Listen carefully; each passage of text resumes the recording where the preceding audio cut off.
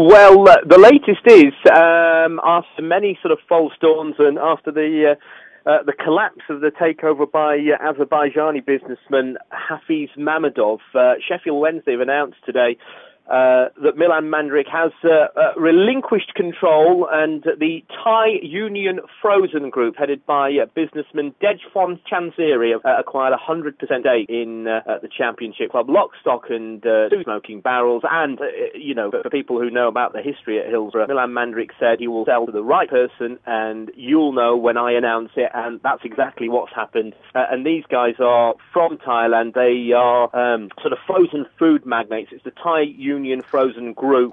If you go to a certain supermarket and buy a tin of tuna with a certain brand named John West, that's them, basically. And they are now fully in charge, pending Football League ratification, but that shouldn't be no problem. He should pass the fit and proper persons test because he's a successful businessman with international standing. What about Milan Mandaric himself? Will he now have any involvement with the club, either in an official or an unofficial basis, Naz? He has said he will be stepping down as a director and chairman within the next 30 days, but the new owners have asked him to stay on in an advisory role, and he has always said that this is, he feels like Hillsborough is home, and he's delighted that they actually have wanted him to stay on just to help over the smooth sort of transition period. So he will be staying on in an advisory role to the new owners. He did that, if you remember, at Leicester City as well, and I'm led to believe it's a very similar sort of deal that happened at Leicester, where Milan did stay on, and again, it's the same scenario here, and the new owners do want Milan Mandaric to stay on in an advisory role.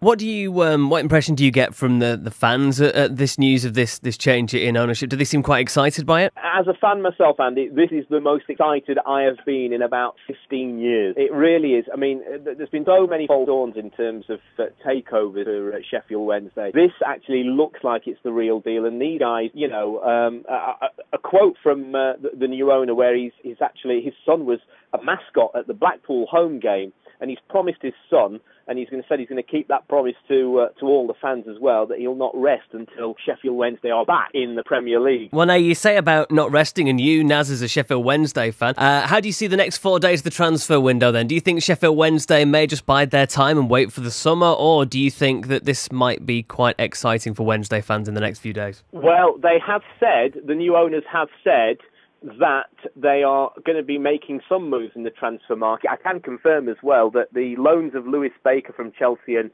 the loan of Will Keane from Manchester United, that was funded by the new owners. They actually stepped in and put the money up for that. They've already had discussions with Stuart Gray with regards to targets, and I think I would be very surprised if you did not see some transfer activity at Hillsborough in the next few days before the window closes. It might not be like an influx of about 10 or 11 players, but what I would say is I would be very surprised if there is one or two, or maybe even at a push 3 new faces coming.